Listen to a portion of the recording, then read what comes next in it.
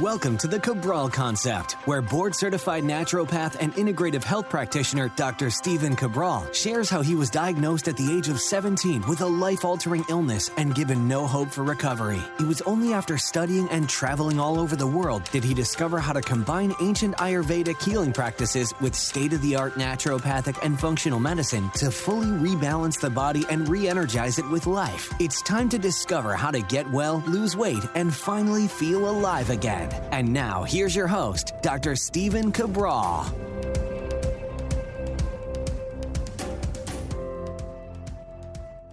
Welcome back, everyone. We are here today on our Wellness and Weight Loss Wednesday show of the week. Looking forward to tackling this body transformation topic, and it is based on fasting for weight loss. So if your goal is to lose weight, and by that, of course, I mean body fat, and the reason we don't want to lose muscle is that each year, believe it or not, as we get older, we're losing about a half a pound of muscle per year. That's the average. And again, really, really important to look at that because it affects women even more than men. So today we're going to talk about not losing the muscle. Again, we don't need to get bulky or anything like that. I'm going to talk about that. But what I'm saying is the more we can lose the body fat to a healthy weight, I'm not talking about getting emaciated or too thin, which we're actually going to chat about just a bit today.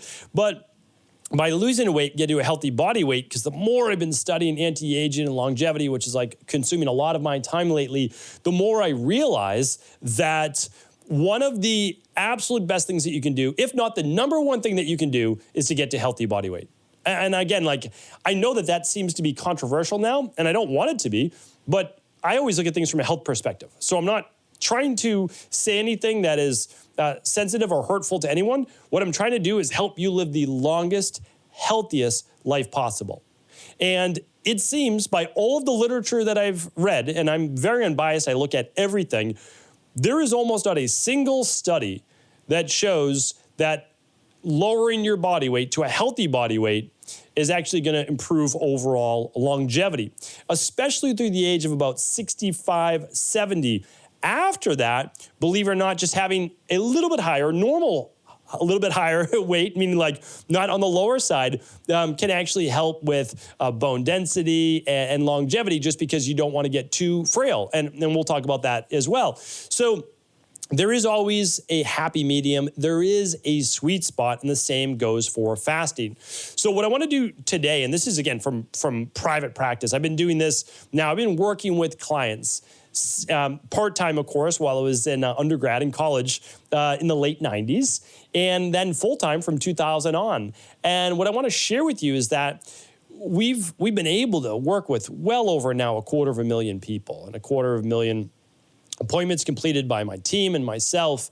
And so the data is there. And that's why I don't like leaving big decisions in life about your health up to chance or like the latest and greatest research. Okay, we'll look at the latest and greatest research and we'll view that in terms of what have we seen over the past 22 plus years with 250,000 appointments. Plus, what does Ayurvedic medicine say? What does TCM, traditional Chinese medicine, say? What about bioregulatory medicine from over in Europe? What about traditional naturopathy? And so we blend all of that with kind of state-of-the-art functional medicine lab testing, all the data that we have for over 2 decades. And then also, yes, what does the latest and greatest say? So the latest and greatest research, and so I want to share that with you, actually shows on total overall caloric restriction. And so I want to share with you why that's related to fasting. Because there's a lot of people that are fasting from 12 hours. So they're doing 12 hours, which is the minimum, by the way, for fasting. So let me just clarify that. If you haven't heard my previous shows on intermittent fasting, I definitely invite you to check those out. Those are at stephencabral.com/podcast. And you can just kind of scroll through the images at the top and you'll see a show just on intermittent fasting. So if this is a topic that interests you, we have shows on all sorts of different topics. So, and I can also link those up to you for you today. All the links will be at stephencabral.com/2532. So people are fasting from 12 hours. That's the minimum to be considered intermittent fasting, to 16 hours, to 20 hours, or 23 hours. So all of those, right? And so the 23 hours would be, okay, the 1 meal a day people that are doing that.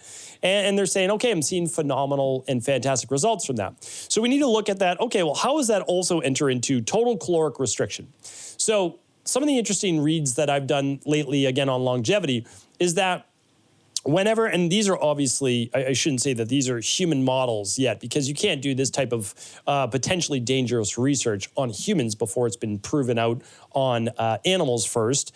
And most of the time it's very difficult and lengthy to do with humans because of a longer lifespan, which, we can do with lab rats because the life expectancy would be about 3 years, right? So you can start to get these studies done within a decade rather than, over 100 years of a human. So what I want to share with you is this. We've known in even animal models, so dogs, that when you decrease their total caloric intake for the majority of their life, you're looking at an increase in lifespan by 10+%. So in humans, that would be adding like another 7 years, 8 years to their life. Pretty impressive. I mean, like that's pretty phenomenal.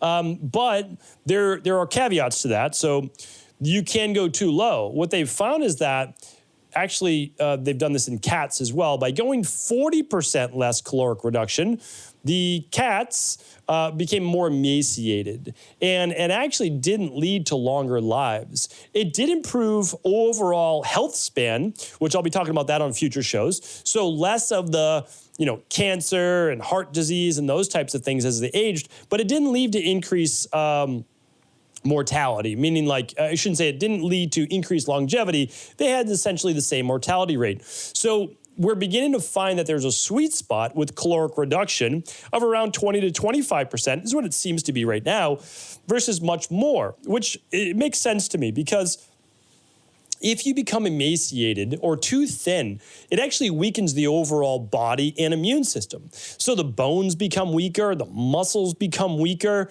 and it doesn't mean that you need big muscles or anything like that to live a long time. It's not the case by any means, and I'll do future shows on growth hormone and longevity and all those things, and I think you'll find it pretty fascinating, as I did, as to, is there a sweet spot for growth hormone as well? So the thing is this, we do want to decrease total calories per day, but we don't want to become too thin. If we become too thin, weaken bones, metabolism, immune system, and overall more frail. And that can, again, lead to what I mentioned earlier, falls, which can put people into assisted living, and life quality can start to go down, and then typically people die younger. And so that's important to look at that. So now when we're looking at the 1 meal a day, and that's because that's caloric restriction, right? Most people, not everyone, I understand, but most people are not going to sit down and eat 2,000 calories at a meal of healthy food. Because if you're doing 1 meal a day, you're doing that most likely for a reason. Now, I know some people go all out with this. I know some athletes that go all out with this, but what I want to share with you is this. Most people are saying, okay, well, I'm going to eat healthy foods then. So if you're sitting down, you're eating, 2-3 cups of your veggies, you're eating your protein, you're eating some healthy fat, you're most likely not going to eat 2,000 calories at that meal. You might, there's no doubt about it. But then I also tell people, do you really want that large amount of food before bed?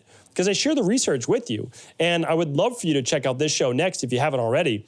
It's episode 2512, but I'll link it up today. So head on over to StephenCabral.com/2532, and I'll link it up. It's should you skip breakfast or dinner?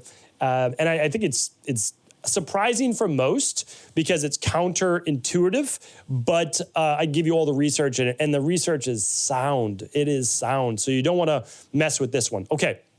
So the thing is this. So you're most likely becoming a little bit hypocaloric, which when you're lower calories when you're younger, you don't lose as much muscle mass, you don't lose as much bone mass because you're younger. You have a stronger metabolism, your body has more vital reserves, so you're not burning through all of your antioxidant capacity, your body's ability to create that in the first place, your methyl factors like your B vitamins, etc. So it's important to look at that because a lot of people in their 20s and early 30s are teaching things that are not able to be done by people in their 40s and beyond. And that's because there is a transition phase in the 40s as hormones begin to become a little bit lower. It's also why if someone's on anabolic steroids and growth hormone, it's tough to be giving advice of what you're doing to others that on those same substances, because their protein synthesis, like their body's ability to use protein and nitrogen synthesis, all those things are just nowhere near the average individual of their age. It might be like half the capacity, maybe less. And so we need to be careful with the advice of what you can do with your 20 and get away with it when you're 20. So for example, here's a good one, and it's getting now into the fasting points. So if you are in your 20s and you're doing one meal a day, okay, it may have very little effect on your thyroid and your overall stress levels potentially, right? Okay, so when you are in your 40s and even mid 30s for women, and I would say any age, because again, we've done tens of thousands of these hormone tests, that after about 4 to 6 weeks of either super low carb or a longer intermittent fast, about 16 plus hours, we see women's thyroid levels go down. What does that mean? Well, it shows up on their stress, mood, and metabolism test, which you can do right at home, as an increase in TSH. So they might normally have a nice healthy level of a 1 for their TSH, right? And now all of a sudden it's like a 2.5. You go to your PCP and they're like, oh, no big deal. It's within range. It's 0.5 to 5. You're good, right? Well, you're not good. Anything above a 2 for a TSH is suboptimal. It's showing a larger amount of stress in the body, a greater call for thyroid.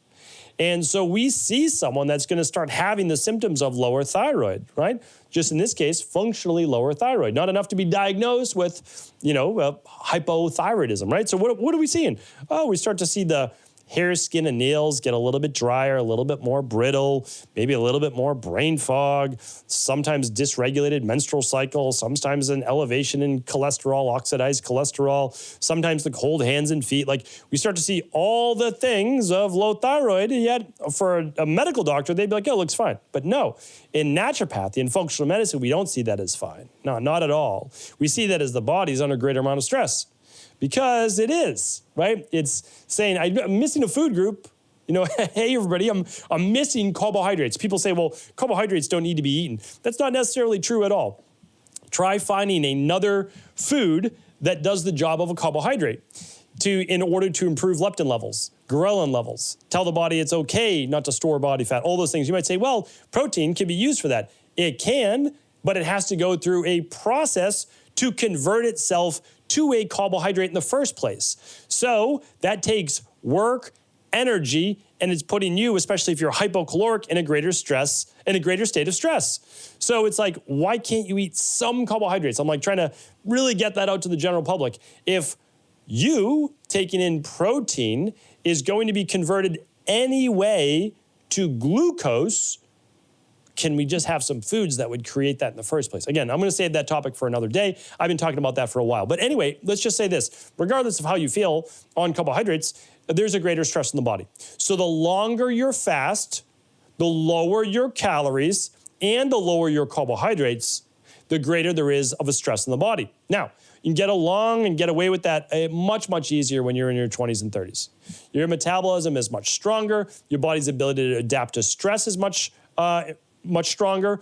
And the reason is that when you do the longer fast, and especially when you're expending energy, if you're not expending energy, not a big deal, right? But most people, they commute to work, they're getting the kids ready in the morning, they're stressed, right? So when you're stressed, you expend energy. Some of that is going to be a percentage burned from glucose, some of it from amino acids, some of it from fatty acids, ketones, et cetera. Okay, so here's what I want to share with you, though. The stress in your body becomes greater and harder to manage the older you are. Can you manage it? Absolutely. 100% you can. But what happens is this.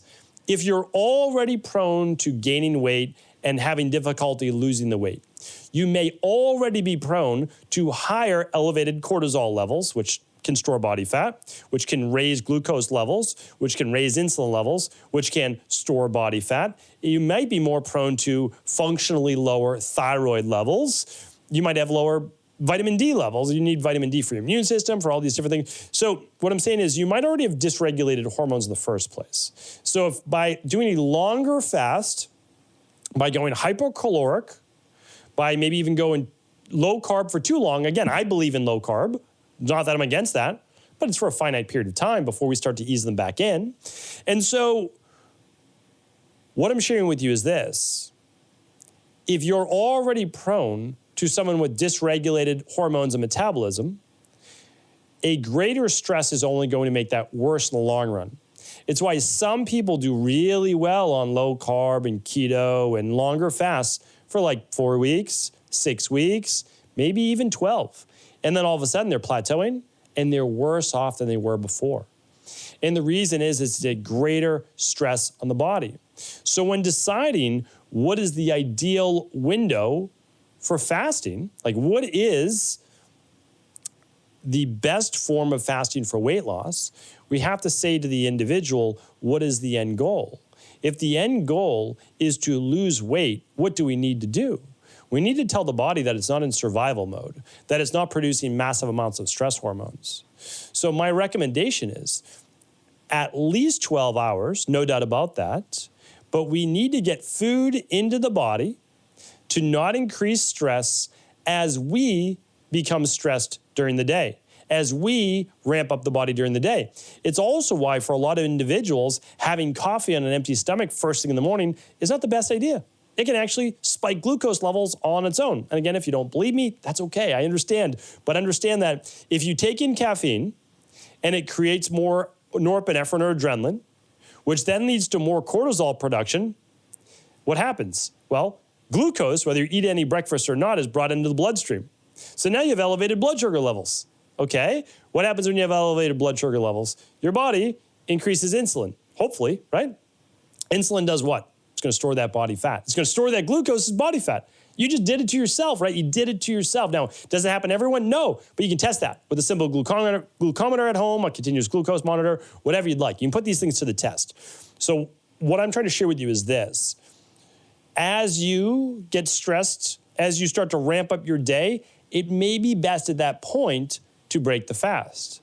Something that enables your body to blunt cortisol, right? And then have your coffee after that. So cortisol is blunted by carbohydrates, mainly, right? Does it mean you need to sit down to a big carb breakfast? No, it should be balanced. It's not meant to spike your blood sugar levels. So I won't even share exactly what we do in our practice. I don't want to go through all of that right now. I can't actually set up links to that from this podcast. But what I want to share with you is this. You can do a 12, you can do a 14, you can do a 16-hour overnight fast. You absolutely can. I have not seen many people in their late 30s, 40s, and beyond do well with a 1 meal a day program. And I podcast on OMAD 1 meal a day. So I'll link that up today at stephencabral.com/2532. Now, how do you do a 16-hour fast though, when you are looking to, get started with your day and you will have stress? The thing is, it has to start earlier the night before. That's one of the secrets. So we teach this in our Fatlocity system. You don't even need to know what any of that means. You're welcome to check it out. It's just stephencabral.com/Fatlocity. But I'm going to share with you exactly what we do for the fasting component of it. All right, so here's the thing. Again, we have now 20 plus years of data on this. Start your fast as soon as you can at night. So have dinner with your family, your spouse, your partner, make it as early as you can. Then we're going to count forward those 16 hours. Now, 16 is not a magical number. People are like, 16 hours. It doesn't have to be. Like, honestly, it doesn't have to be. And I have a whole show on what happens to your body at 12 hours, 16 hours, 24 hours, 36 hours, 72 hours of fasting, right? So you can see the different things. 16 is not a magic number. It's really not. It's closer to 24 if you're looking at deep autophagy. It's at least 18. So, but the people going through this every day, it's not needed. And I share that on a separate show. So what I'm saying to you is this. Let's say you start your fast at 6 o'clock at night. All right, well, 6 hours to midnight. Another 8 at 8 a.m., we're at 14 hours. So you're at 14 hours, which is most of the people in our practice are doing 14 hours. It seems to be the sweet spot for most people. But we do have many people go to 10 a.m., right? So 10 a.m. now is their 16-hour fast. And so that is actually when they're breaking their fast with breakfast. Then around 1:30 p.m. Or 2, they have their lunch, and then they finish their dinner at 5:36. And so you still get in 3 meals per day, which means what? Your hypocaloric only if needed, but you're also getting in all of your macronutrients. And I don't have time to go through all of that today, but essentially your micronutrients, I should say. It's really difficult with one meal a day to get in all of your micronutrients. How do you get in 7 servings or more of fruits and vegetables every single day? And you can certainly do less fruit. You can do 1 or 2 servings of berries or so a day, but how do you get in then the 5 or 6 of the vegetables? That's that's a lot at one meal. Very, very difficult. So when you're looking at, longevity, not just body transformation, which, we don't want to help people transform their bodies and then they're, dead at 62, right? Like nobody wants that. Really, that's what a lot of people are teaching right now. These short-term thinking modalities that are not going to improve overall health span or lifespan. They're all being done for body transformation to look good, vanity-wise, in your 20s and 30s and 40s or so. I'm trying to help people achieve those body transformation goals that they have, but also live into their late 80s, 90s, and beyond. That's my goal. Everybody's goal, if you're in good health, why wouldn't you want to live to 100 and beyond? That's my goal for you. So most people, 12, 14, or 16 hours. I'm telling you right now, in our practice, most people do phenomenal, finish dinner by 6. It was a change for me. I like having dinner later, but sleep-wise, if you start tracking your sleep scores, trust me, you will see the difference. Stop eating 3 to 4 hours before bed. All right, so you finish at 6, you start eating at 8. That's 14 hours. That is easy to do for most people. It really is. Want to go 16? Just make it earlier, right? Don't wait until noon. Most people have gone too long. It's half the day. You're spiking those stress levels in the morning, the cortisol levels. Cortisol is a glucocorticoid, which means literally it breaks down stored glycogen, brings it in the bloodstream during a fight or flight based response. You have no control over that unless you keep the body calm. And if you do that, then fantastic, right? That's why I'm saying it can change for different people. But at the very least, get in 2 to 3 meals per day. That's plenty for most people, and you'll be able to get your micronutrients as well with balancing the right amount of calories for you. So this was a lot on today's show. I try to pull it all together, but there's a lot of other shows that I've done. They're all completely free at stephencabral.com/podcasts. And we have specific ones on weight loss, specific ones on intermittent fasting. We will link those up at stephencabral.com/2532. Hopefully this was helpful. If it was, feel free to share it with anyone you believe it could serve. Take care, everybody. Did you know that the body really only becomes sick or imbalanced in only 2 ways? Over time, you become deficient in vital nutrients, and you also accumulate toxins internally and from the environment. As those nutrients diminish and you increase your total toxic load, your body then begins to show the first signs of dis-ease. It's actually quite predictable, and the good news is that if we know how you began to fill up that proverbial rain barrel, we also know how to empty it to begin the healing process. I was fortunate enough to learn this ancient healing process from my mentor after suffering from debilitating diseases for close to a decade.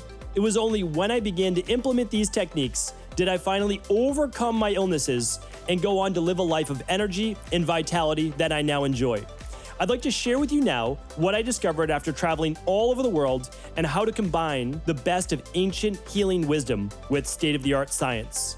Allow me to teach you exactly how I've been able to help over 250,000 people to empty their rain barrel and begin to transform their body and lives into what they've always hoped they could be. To get your copy of the international bestseller, The Rain Barrel Effect, simply go to stephencabral.com/rainbarrel.